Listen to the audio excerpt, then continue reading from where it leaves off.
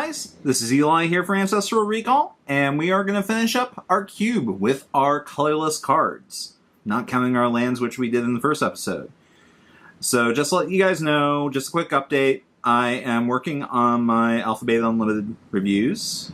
There's a ton of script writing to do, and I've got a lot to do in terms of that, but it's going to get done very soon. I mean, I've got 4 of the 5 colors done in the first pass.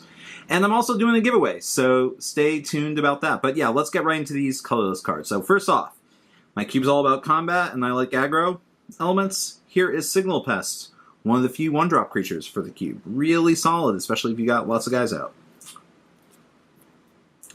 Agent of Acquisitions. This is from Conspiracy. So here you get to draft an entire pack.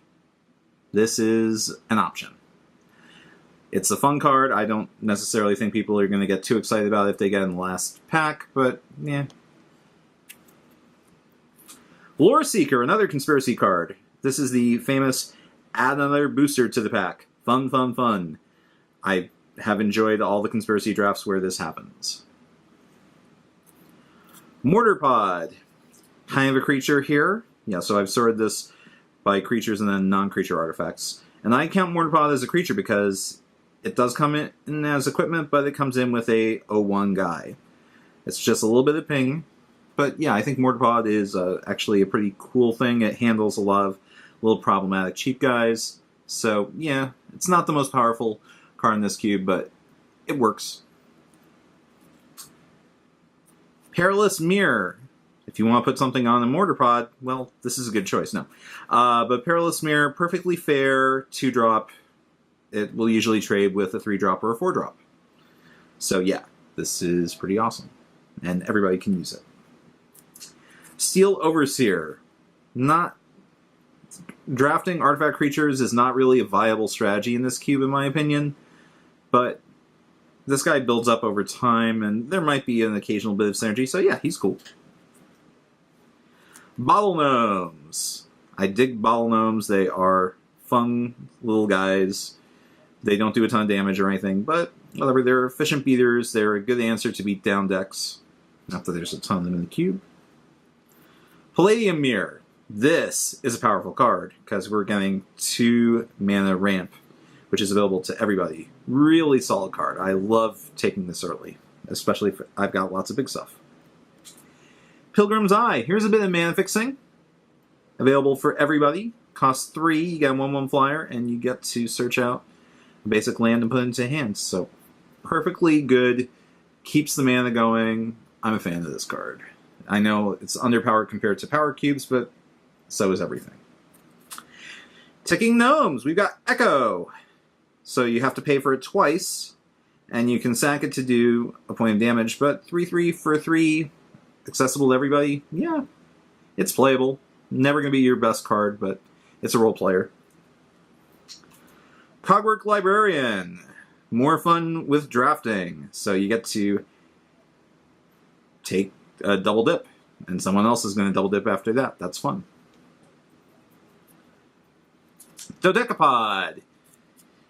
There's not a lot of discard in the cube, but I feel like this is a reasonable sideboard card. It's always going to go pretty late, unless people... Yeah, there's not that much discard in the cube, but... Yep, this is a perfectly reasonable guy. You know, I want players to feel like they'll always have, you know, some creature quality. The Juggernaut. I'm not going to curse. Yep, so attacks every turn, can't be blocked by walls. There's not a lot of walls in the cube. So this second line isn't that big of an advantage, but I have loved playing with Juggernaut in big box drafts before. I wish I had an unlimited one handy or a revised one handy. I prefer the original arts, but this one's okay. Living Wall. Creepy art. I put this in the cube because people are going to look at that art and say, what the heck is that? And then they'll realize, yeah, let's just move ahead. Skimwing. It's a 2/2 flyer for 4 mana, or it can make something else fly. This is actually a really solid card. I really enjoy playing this in Scars and Mirrodin draft. Although this is from new. No, this is Mirrodin Besiege, yeah. But, yep. I really like Living Weapon. It's a fun little mechanic. 3-on War Machine, here's our Big Echo card, costing 4, attacks every turn of Able, like the Juggernauts. Not quite as powerful, but it takes a licking and keeps on coming. That's pretty good. In case you happen to get all the artifact creatures, I don't feel like it's a great strategy, but Golem Artisan, this will eventually get flying. It is a mana sink, but if you've got lots and lots of mana, this can be the best guy on the table, no problem. Manor Gargoyle.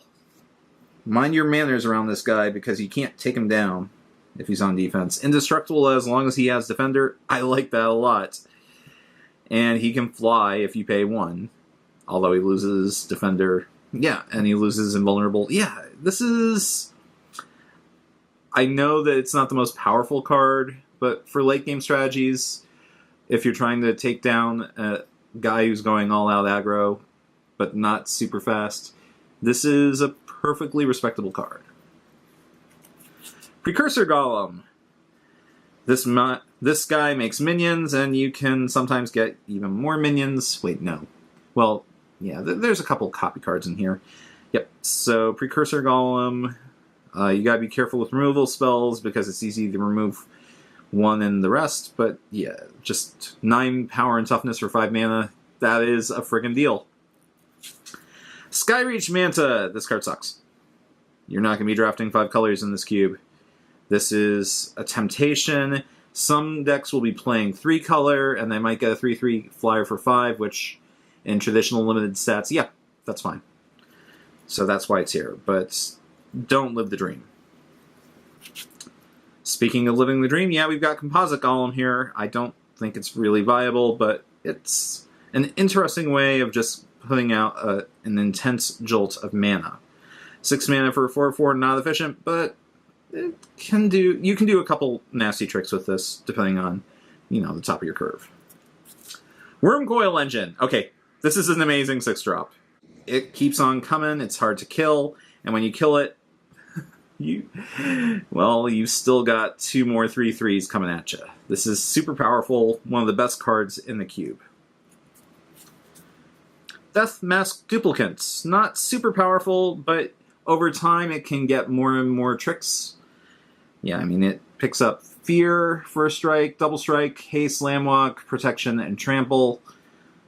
Yeah, and Flying. There's a bunch of keywords that it doesn't get, but most of the basics are here. Mirror Battlesphere. Na na na na na na na na na na katamari damashi. Sorry. I love doing that when I play this card. I have no shame. Yeah. Mirror Battlesphere. Makes a lot of dudes. It's another card. It's a one-man army, and the fact that you can deal damage directly to the opponent by tapping other mirror, yeah, good stuff. At 9, we've got Artisan of Kozilek. I love Eldrazi. I wish that this cube was slow enough that I could put in more Eldrazi, but right now I'm going pretty light on them, so yeah. It's got a very powerful Reanimator effect, and Annihilate 2. Can't go wrong with that. And hey, here's a card worth money. Kozilek, Butcher of Truth. So this card hoses... If your opponent's playing a mill strategy, this is going to hose them. But whatever, we're talking 12/12, draw 4 cards when you play it.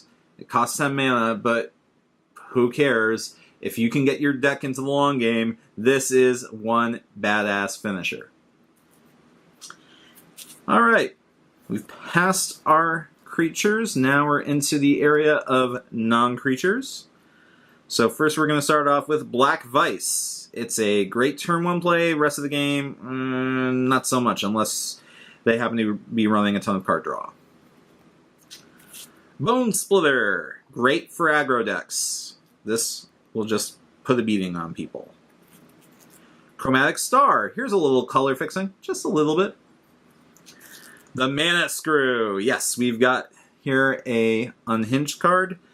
So this card, every time I play it, nothing seems to go right. The Mana Screw always screws me. I never profit from this. But, I think this card, and sometimes it's how to keep it busy, but sometimes that lucky guy is going to actually do great with it. Phyrexian Furnace. It is a cantrip, and it is a mild graveyard hoser. It can take out the graveyard over time, but do you really want that card? I think this is a really fun graveyard hate card because it forces players to make decisions. Do you want the card right away? Or are you willing to be patient and grind? You don't get any choice about it. Oh, one other thing. When you have cards in play that care about graveyard order, that means that no player can rearrange the order of their graveyard. Kind of an annoying rule of Magic. Pyrite Spellbomb. So this is really a red card. Yep, so we got a shock. And this is from Mirrodin, so it doesn't get the also draw a card benefit. Yeah, it's kind of Scrooge-like. Relic of Progenitus, kind of a bigger graveyard hoser, and a cantrips. Sensei's Divining Top, definitely a powerful card in this cube, giving you card selection. I love this card. Shuriken. So, throwing these guys around, I love the fact that when you throw it at your opponent gets control of it. That's just the coolest, most flavorful thing in my humble opinion. Still sucks though. Silbuck Lifestaff. Pretty good in decks that want to trade attrition type decks because you're gaining 3 life as well as taking out bigger things. This is very efficient. The Rack. Come on. You saw Black Vice. How could you see its opposite not coming? Yeah, the Rack. Wayfarer's Bauble. Actually really good acceleration for everybody. Kind of lame in the late game, but that's okay. Some more color fixing. We've got Armillary Sphere. Fetching lands is always a pretty good thing to do, and I think this is fairly costed. Boros Signets. A little bit of color fixing. Contagion Clasp. Very, very little infect. So most of the work that it will be doing is either, shrinking the initial creature that decided to shrink, or building up your army with +1/+1 counters. Most decks will not take this early. Dimmer Signets. Pretty obvious as to what's going on here. Elsewhere Flask. It's a fun, interesting variant of mana fixing. You get one shot out of it, but hey, you get a card as soon as it hits play. Felwar Stone, yeah! So we've got lots of interesting situations for fixing. I always play this if I have a lot of 4-drops. I don't care about what colors my opponents are playing, although sometimes I just get lucky. Golgari Signets. You guys know Signets are awesome. Guardian Idol. So we've got a Mana Rock, taps for colorless, or it can become a 2/2 beater. This is not as good as Mishra's Factory. Factory? Assembly Worker? Yeah, Factory. Yep.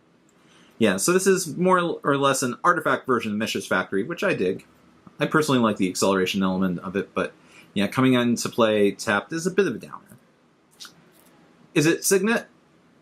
Straightforward. Lightning Greaves. You have probably played this in EDH, so you know how awesome it can be. Great in the deck of fatties, great to protect your best creature. This goes pretty early. You guys see the good equipment in here? Well, here is the anti-equipment, Manriku Kusari. So it lets you destroy other equipment, and the +1/+2 is not inconsequential. Mind Stone. Yep, so another Mana Rock. You can sack it, draw a card. Perfectly fair. Nim Deathmantle. In the late game, this is quite brutal. Getting that Intimidate is weird because, yeah, the black element overwrites what the normal color of the card is. Prismatic Lens. Yep, pretty straightforward here. More color fixing and artifacts. Not the best, but that's okay. You get what you pay for. Relic Barrier. An anti-artifact artifact. Selesnya Signet. More ramp. Azorius Cluestone. Blue is a slow color, so yeah, I decided to give Azorius something worse than a Signet. I feel like this is fair considering that I identify as Azorius, as my guild, so I don't want people to say I am favorite in the way I build my cube. Chromatic Lantern. If you really want to play 5-color, this will get you lots and lots of choices. Darksteel Ingots, same thing. Diviner's Wand. Interesting with wizards. There's not a ton of wizards in the cube, but the idea of, just equipping this and then drawing cards, it's very expensive, but you might get something you like. Dragon Blood.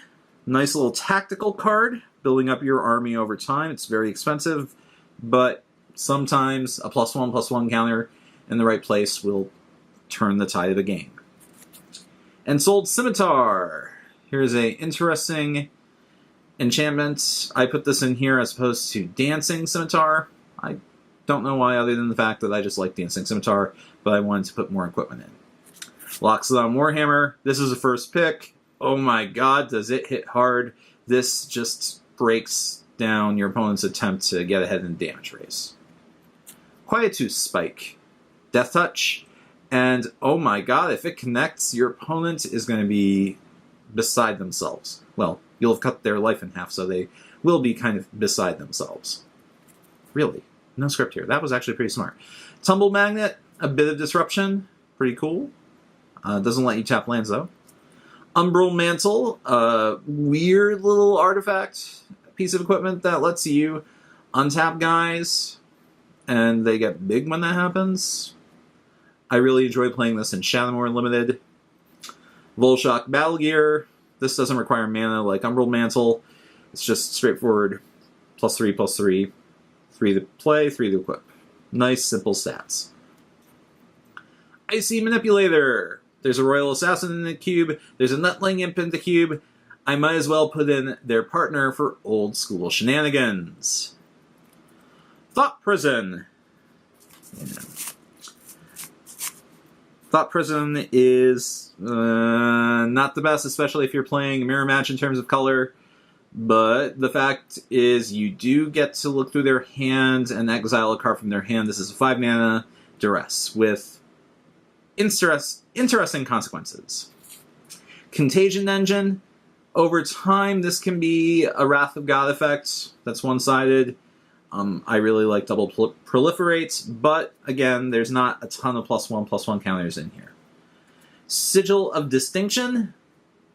Well, I guess that's okay with Proliferate. Yeah, so putting +1/+1 for each charge counter on it.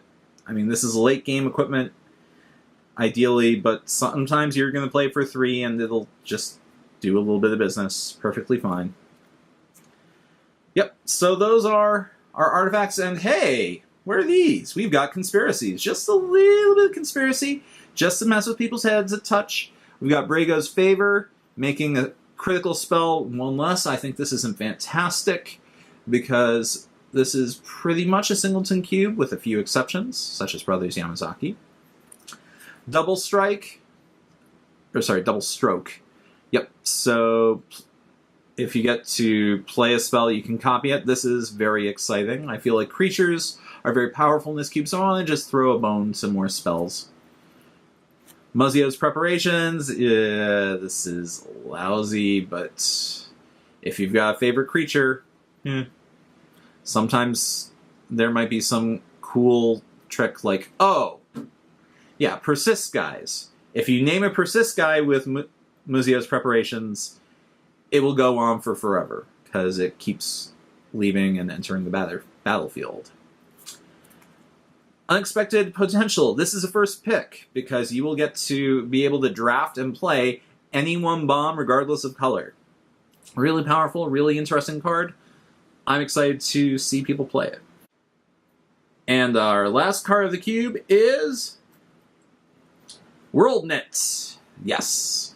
I find this super exciting, the concept of drafting everything and playing everything. This sounds super awesome. I saw one guy playing it in the Conspiracy draft last weekend, and he was having a blast, so yeah, why should I deny people the joy of this? Alright guys, so now that you've seen my cube, You can see it's not the typical cube. There's a lot of fun cards that players don't get to play with much, as well as some of the comfortable staples that they're used to. So there's a bit of familiarity, and there's a bit of misleadingness in that some of the staples that you're used to aren't quite as effective as before, and some of the things that tend to be janky and full power cube tend to be a little more powerful here. Okay, so that's it for the cube. This is Eli for Ancestral Recall, signing off. Good games and good luck!